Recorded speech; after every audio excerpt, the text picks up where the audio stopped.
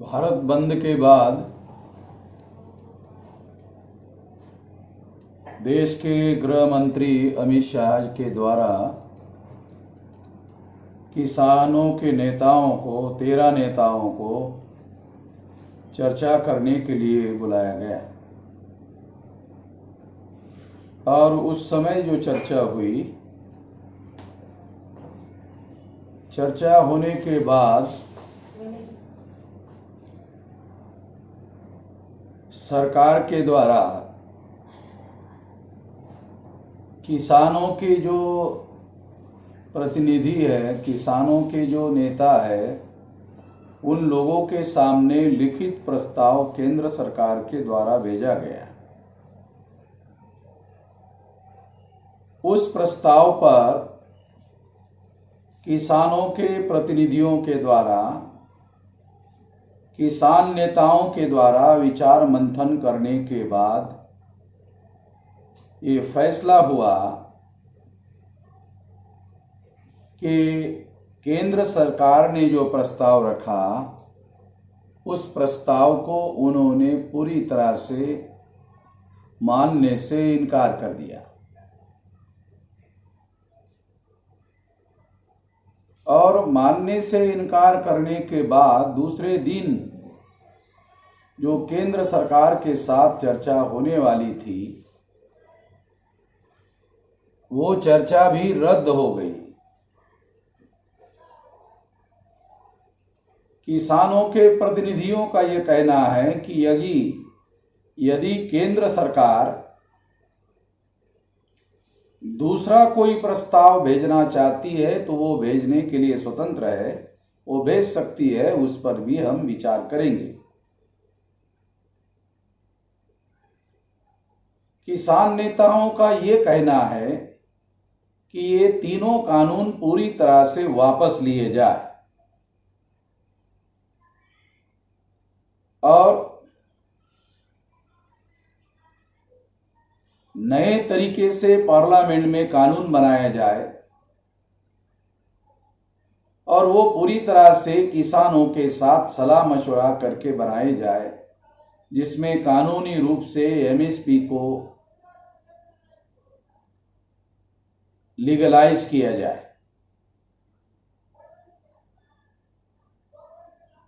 तो ये जो किसानों की मांग है, वो मांग केंद्र सरकार के द्वारा ना मानने की वजह से केंद्र की मांगों को किसान नेताओं ने नामंजूर कर दिया। किसान नेताओं ने जो प्रस्ताव केंद्र सरकार ने किसान नेताओं के पास भेजा था, उसे किसान नेताओं ने नामंजूर कर दिया और 12 दिसंबर को सारे देश भर के टोल नाकाओं पर टोल फ्री करने के लिए आंदोलन शुरू करने का देश भर में ऐलान कर दिया और 14 तारीख को जिला मुख्यालय पर धरना देने का, देश भर में धरना देने का ऐलान कर दिया गया। तो हम लोग वामसेव भारत मुक्ति मोर्चा और बहुजन क्रांति मोर्चा और ऑफशूट संगठन के द्वारा जो 14 तारीख का धरना प्रदर्शन का किसानों का देशव्यापी कार्यक्रम है, उस कार्यक्रम को पूरी तरह से समर्थन करते हैं और पूरे संगठन शक्ति के साथ समर्थन करते हैं और कार्यकर्ताओं को देश भर के हिदायत दी जाती है, निर्देश दिया जाता है कि वो इस तरह के कार्यक्रम में बढ़ चढ़कर हिस्सा लेने का काम करे।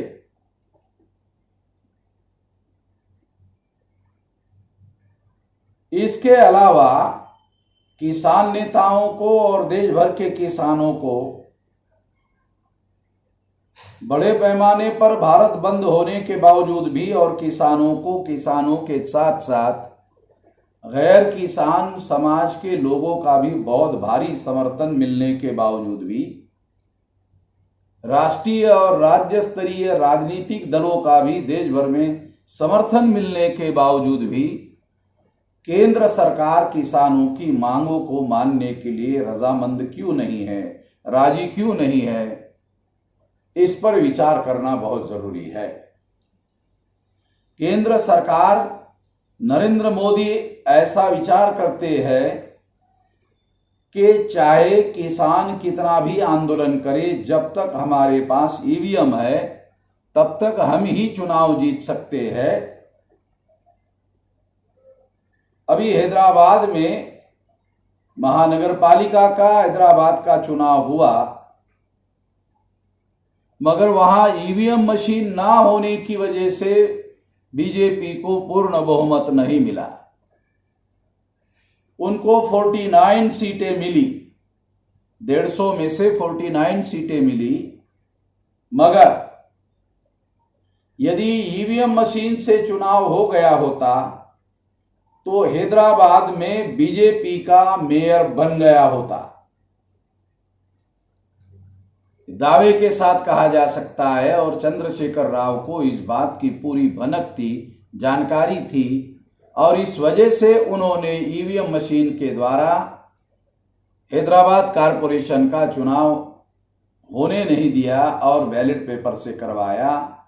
इस वजह से बीजेपी को बहुमत नहीं मिला।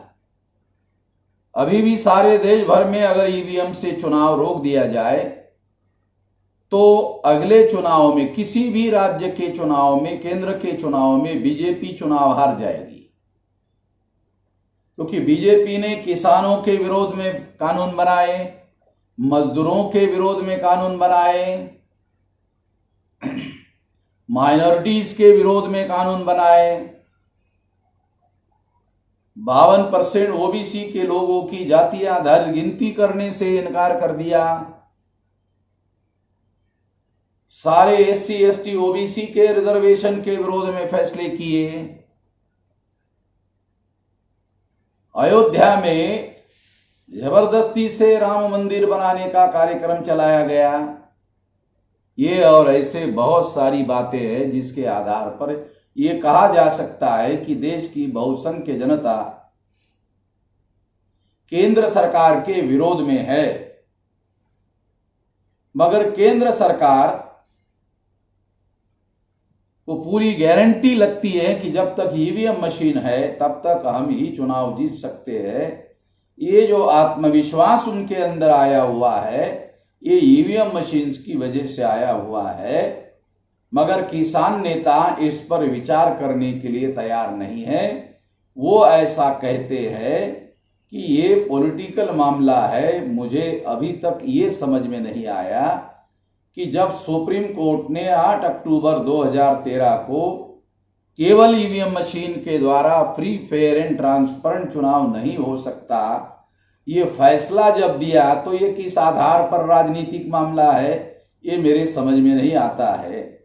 अगर राजनीतिक दल के लोग और राजनीतिक केंद्र सरकार, राजनीतिक द्वारा ही काबिज जो सरकार है, वो अगर केंद्र सरकार राजनीति के द्वारा ही काबिज सरकार है, तो किसान नेताओं के द्वारा ये जो आंदोलन चलाया जा रहा है, ये आंदोलन बिल्कुल भी गैर राजनीतिक है। ये किस आधार पर कहा जा सकता है, ये भी तर्कसंगत बात लगती नहीं है।